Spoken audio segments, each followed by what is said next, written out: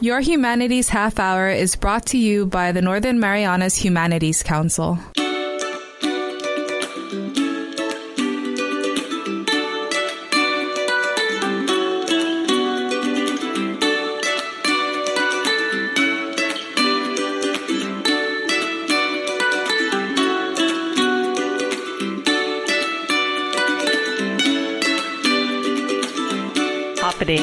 Welcome to your Humanities Half Hour. I'm Catherine Perry, and it's my pleasure to have in studio today the 2022 Governor's Humanities Award recipient for research and publications in the humanities. She's an associate professor at Northern Marianas College School of Education's Rehabilitation and Human Service Program, Dr. Beylul Solomon. Beylul, welcome to the show. Thank you so much for having me. It's a pleasure being here. Congratulations on your award. How did you feel when you found out that you were receiving a humanities award? I could not believe it. I was stunned. It was completely unexpected. It was such a pleasure to be recognized for that work, because I think as most researchers know, we usually just do it as a labor of love, not really expecting anybody to read it, let alone recognize it. So it was a great honor for me. So we're talking about a chapter in a recent textbook that was published, Learning and Reconciliation Through Indigenous Education in Oceania. And the chapter that you were the lead author for, along with William Fife of Cagman High School, Indigenous Rights, a vehicle to address mental health and academic outcomes in the Commonwealth of the Northern Mariana Islands. Maybe you could start us off with the big picture, your conclusion of what this chapter was all about. Thank you for that question. So we were really focusing on the educational outcomes of students here in the CNMI, as well as their mental health outcomes. And both of them, which were sadly a little bit atrocious, to say the least, right? So the chapter was focusing on how we can address these two big issues that we had, that our youth here in the CNMI are facing, and realizing that one way other Indigenous groups have also addressed this issue was through legislating Indigenous rights. And Indigenous rights legislation helps to safeguard some of these cultural systems that we're seeing that are slowly disappearing as time goes on. And so if we're able to to kind of rebuild cultural identity for students here in the CNMI, we are thinking that it would also help to improve some of their academic and mental health outcomes that we were seeing. So it's kind of the big picture of the chapter itself. What were you either seeing or hearing about students that prompted you to do this research? So when we were looking at, when I started to think about educational outcomes, one of the things I was seeing is, as an advisor in the School of Education, sometimes we're seeing a lot of our freshmen who are coming into the college and just cannot seem to pass a math class or an English, and they have to keep taking it in order to get to the college level math courses. So that was one of the things I was like, our students are struggling when they're applying to college here to actually get into college level math, right? So I was curious about that, and what I found in my research was actually confirmed, and sadly so to say. So when I was looking at NMC, what we call placement tests. So anytime a student graduates high school and they apply to NMC, they have to take a placement test in English and math. And what the data showed was, and I was looking at the 2018 to 2019 academic year for several reasons, but what we found was about an average of 73% of students who were applying to NMC were being placed in developmental English. They weren't even getting into college English. And that was ranging anywhere from some schools having 94% of the students that applied. That's a huge number. Yeah, to 63% being at the lower end of students who applied. And this was just 4 or 5 years ago. Yes. Yeah. So that was kind of gave me pause. And I also looked at the math scores, and those were even worse. So some of the schools, it was 100% of the students who applied to NMC were being placed in developmental math. And I think it was like 72 being the highest, being placed in developmental math. So it showed that our students were not, when they were coming to college, were not college ready in many senses, which is delaying their graduation rate. And I looked at other data as well within like the public school system. I was looking at some of their standardized tests that they require students to take. So one of them was the ACT Aspire, which they're no longer using, but at the time they were using ACT Aspire every year. And it assesses college readiness for 3rd to 10th graders in reading, English, math, and science. And what I found for PSS as a system as a whole was that by the time students were reaching 9th and 10th grade, they were not meeting any of the standards and benchmarks set for them in reading, English, math, or science. And when we were looking at math and science alone, it was from 3rd to 10th grade down the line. In 2019, none of the schools were meeting the standards and benchmarks set for them. Overall, as an average. Overall, as an average. There was like individual schools here and there that were meeting like, in English or in math or something like that. But for the system as a whole, they were not meeting the standards and benchmarks set for their students at all. So that was a huge alarm bell. In terms of realizing or recognizing that maybe the way that we're teaching our kids is not relevant to them. And if something's not relevant, it might not be as engaging, right? So you'll see like higher rates of truancy and things of that nature. So that was my focus in terms of like the educational outcomes. And for the youth mental health, really it was, my husband is a teacher at Cagman High School, is also the co-author on this paper, and he came home and was pretty down one day because a student had attempted suicide, and there was several suicide attempts. That was all within his first 2 years of starting at Cagman High. So that was another like, oh my gosh, what is happening here, and how can we address it? What can we do? And that's really pretty much how that idea started to formulate in my mind. There's a great quote, actually, that you quote in the chapter. Education has become one of the clearest indicators of life outcomes, such as employment, income, and social status, and as a strong predictor of attitudes and well-beings. And that just, maybe you could speak to that a little bit, like how the success of a child in school translates to their success in life. That's a great question. My father used to always say growing up, he was just so adamant about education, very clear on his ideas that was the one wealth that you could never lose. He's like, that's the one way, if you want to be really rich, get an education. He's like, because that is the one wealth of knowledge that nobody can ever take away from you. And that really is true, so when we're thinking about, educational attainment, getting higher and higher levels of degrees, that is really very much tied to your earning power, right? Because the higher your degree, the higher up, you can go up the ladder in terms, even if we're taking corporate ladder or just in terms of employment and income status. So that is a big predictor in terms of like some stressors that you don't have to necessarily worry about as much, such as housing or food, right? Because you can actually afford a place and you can afford to buy food. You can send your kids to school. So that really helps to mitigate some of those kinds of life stressors that could impact people's mental health. What did you find in terms of the social, economic, and environmental factors influencing Indigenous youth here in the Marianas? Yeah. For example, we had some major typhoons talking about the environment not cooperating. But yeah. So, those two factors can really have a huge impact on our mental health. So when we're looking at socioeconomic factors here in the CNMI, there are a lot of them, but the ones that I've chose to focus on, or the one that I could find data for here, was I looked at educational attainment, poverty levels of the CNMI, as well as unemployment levels. So when we're looking at poverty levels, in 2019, about almost 52% of the CNMI population was living below the U.S. federal poverty levels. When we're looking at educational attainment, we're at the Department of Labor or Department of Commerce, in 2017 or 2018, about 64.3% of those people who were in our workforce either had a high school or GED or less, which is a pretty significant portion of our workforce, right? Mm-hmm. And our unemployment rate was at 12.5%. And when you compare that to the U.S. national average, which was at 3.9% in 2019. So we were triple, pretty much, the national average. So those various factors are tied to people who are struggling, really, in their day-to-day life.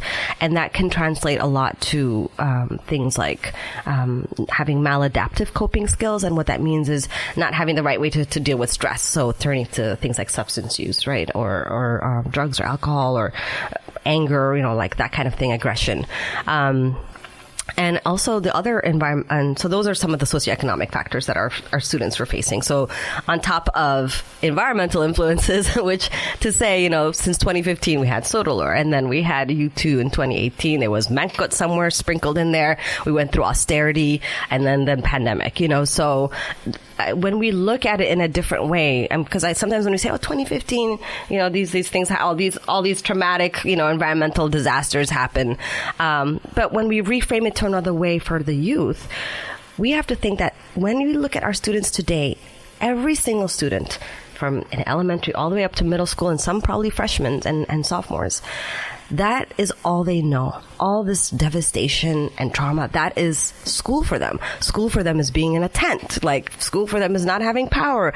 Like those kinds of, really difficult experiences that have really disrupted their learning is all that they know. Nothing has, it's just now that we're starting to come out, on the other end and always waiting for the next, typhoon or something to drop. So that causes a lot of psychological stress on kids, on children of all ages, right? And a lot of times what we see from adults, in terms of like these things like maladaptive coping skills or, that kind of, or emotional distress or reactivity, we see that as well as kids. Studies show that we might label it differently, like kids are acting out. But for children, you see a lot of regressive behaviors, like all of a sudden they start to wet their beds or they're starting to hit things that they, you thought they have grown out of. By adolescence, it could look different. This acting out could be more aggressive behaviors, more risk taking, such as, unprotected sex or more drug use or things of that nature. So, or, anxiety, depression, all those things. So those are all things that can happen from people who have experienced traumatic life experiences like environmental disasters that we've had in the last 8 years. I would say everything you've shared up until this point has kind of been an appetizer of this chapter, and I'm looking forward to getting into the main course, talking more about Indigenous rights and cultural identity and how it can better help our students excel in these areas. We'll be back with more after this break. I Northern Marianas Humanities Council, Bula Guinahanya puri historian Marianas dan kultura. Sinyon soda esisihanan formasyon gi zon mami website nmhcouncil.org, pat bisita gi YouTube, pat Facebook. Guahaloque diferentes clases la bluna sinya un fan. I Northern Marianas Humanities Council hazuzura todo I experiencia tautau. Welcome back to your Humanities Half Hour. We're speaking with the 2022 Governor's Humanities Awardee for Research and Publications in the Humanities, Dr. Beylul Solomon. Beylul, what is the tie between good mental health and having a strong cultural identity? That's a great question. So studies show that stronger cultural identity actually helps to build resilience, especially from populations that have suffered like a lot of trauma in their past. And when we look at the history of the CNMI, considering all the colonial powers that were here, there was a lot of trauma that was suffered. So cultural identity helps to kind of build that resilience. And when I was looking at mental health outcomes of our youth here, one of the things I haven't mentioned, and the one that alarmed me the most, was looking at suicide data. So when we look at suicide data, one, we know that in the Pacific Islands, it's higher rates of suicides, which is, very, very concerning, right?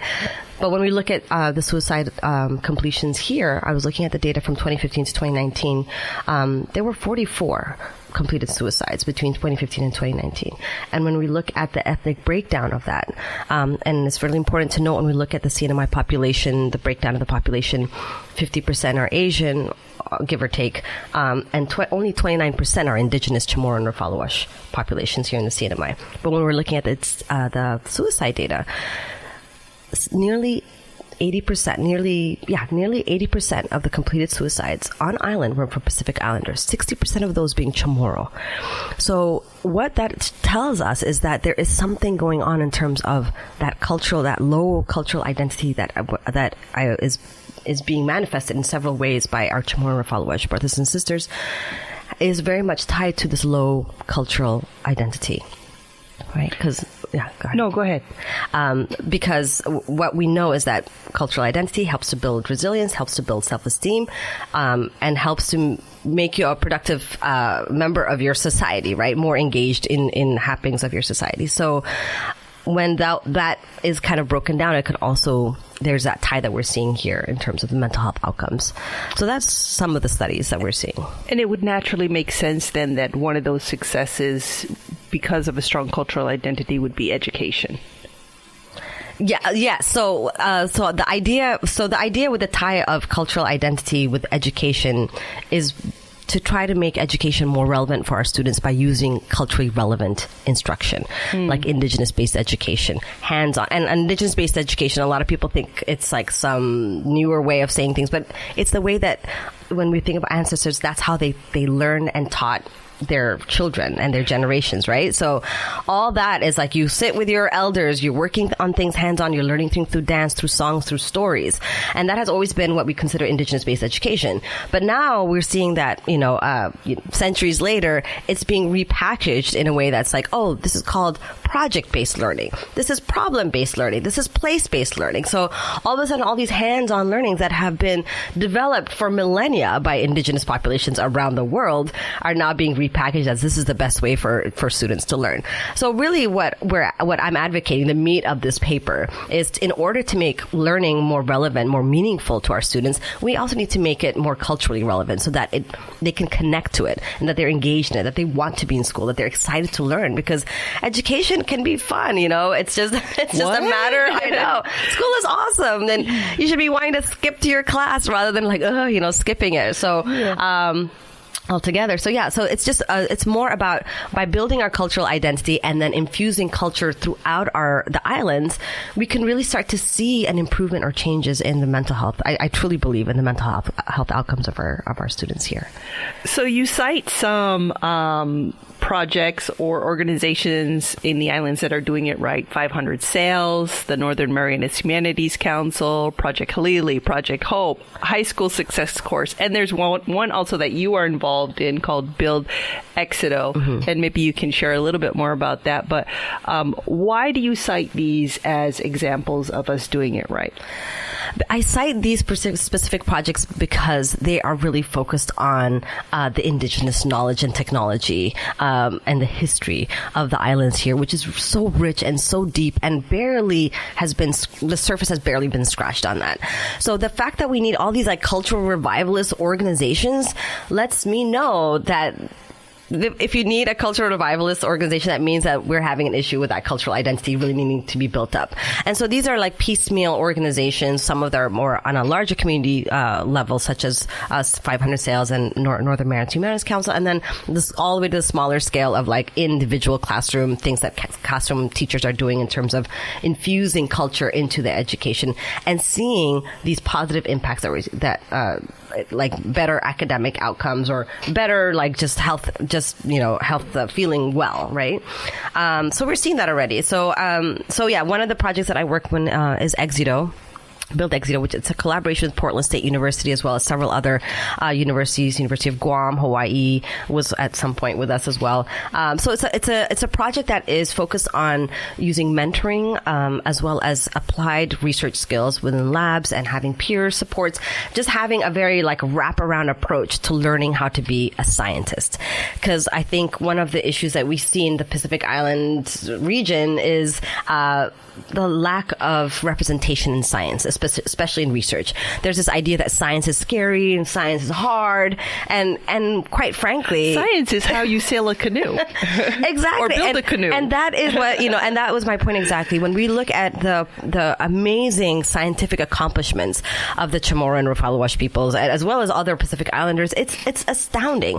It's astounding how they were able to create these, proas, right? These Sackman sailboats and just say, I'm just going to go on the island and I'm going to go for thousands of miles. I'm just going to use the stars and I know exactly where I'm going to go. And to arrive at that same spot with scientific precision and mathematical precision over and over again, arriving from one island to another over and over again with nothing but the stars to guide you, that was not pure luck. Those were scientists. And I think it's reconnecting our students with their ancestry, with their amazing scientific prowess, their mathematical engineering, all that, like reconnecting our students to that knowledge that they did have that was taken away from them by centuries of genocidal colonialism. We have to start to rebuild that sense of pride in who they are, where they come from, so that we can actually start to see them making a difference in their lives. Yeah. So you cite an example of legislation that actually supports this kind of approach to education and Indigenous rights. British Columbia's Bill 41. Tell us what this is all about. And how it could apply to us. Yeah, so British Columbia's Bill 41 is based on it's a legislation that's based on UNDRIP, which is the United Nations Declaration for the Rights of Indigenous Peoples. Now, I'm just going to say UNDRIP. So UNDRIP is essentially, it has 46 articles. It's a resolution, so it's kind of soft law, but it was designed by Indigenous groups throughout the world. And it contains resolutions that protect Indigenous rights, all forms of Indigenous rights, when it comes to the way that they teach their children, their customs, protecting land rights, protecting language, education, every aspect of Indigenous life that you can think of is included in these 46 articles. So what British Columbia did was they took UNDRIP and they legislated it in order to protect the Indigenous rights of the Canadians living up there. And over time, the federal government also took note of this and also legislated UNDRIP federally. So what ended up happening across Canada. So what's happening right now, for example, is one example of how they applied is they've mandated Indigenous-based content to be put into the curriculum. So that means they have to learn about their Indigenous groups in Canada. In their math, science, it has to be integrated into that system.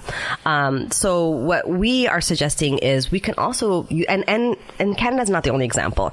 Bolivia has put it into their constitution. Australia using it in different ways. New Zealand. So there's like different hundreds, not hundreds, lots of other places that are actually utilizing UNDRIP in a through legislation. So our suggestion here, our recommendation is to also implement UNDRIP here in the CNMI by legislating it to protect the land rights, to protect the educational outcomes, to protect the language, the customs, the culture of our Chamorro and Rafalawash populations that live here in the CNMI. And that sounds like way beyond just the educational application, but Indigenous rights in general, right? Mm-hmm. Yeah. So it's if we're able to do it across the board, it's kind of attacking it from all the different prongs of life that you could possibly think of to build that cultural identity. What are we seeing in terms of the historical and current applications of Indigenous-based curriculum here in the islands? I know, like, for example, the Chamorro Carolinian language immersion program that they've had at some of the younger grades probably would fall under what you're recommending. Yes, absolutely. I know Chamorro, and it's a struggle because finding the right instructors has been a challenge, I think. But Chamorro is taught at several schools. I think Rafalawash kind of has dropped off. So really making that a focus of bringing both those languages back into our school systems for students to take and learn. It would be great. I mean, there could be other just even symbolic gestures of various government as well as non-government agencies putting up signage in both all the languages that are represented here in the CNMI. So not only just having English, but also having, Chamorro signage and Rafalawash signage. I think it's really important for people who live here to start seeing words and, slowly learning language that way, right? I have to say, with the street signs, and the Chamorro and the Carolinian street signs, I'm learning more Carolinian words now, which is great because I've heard that before. What does that mean again? Yeah, you start asking those questions, right? So just even having that, the signage, right, is what, considered Indigenous-based, legislation or effects of that.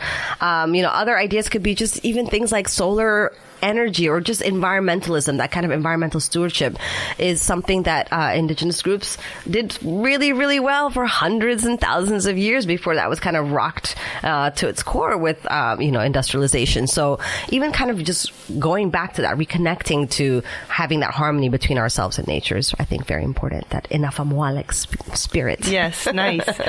You've obviously put a lot of time and thought into this research. What would you like to see come from it, other than it now being printed in a textbook used across the field? But what is your vision? My vision is to see the Chamorro and Rafalawish cultures really alive and thriving here.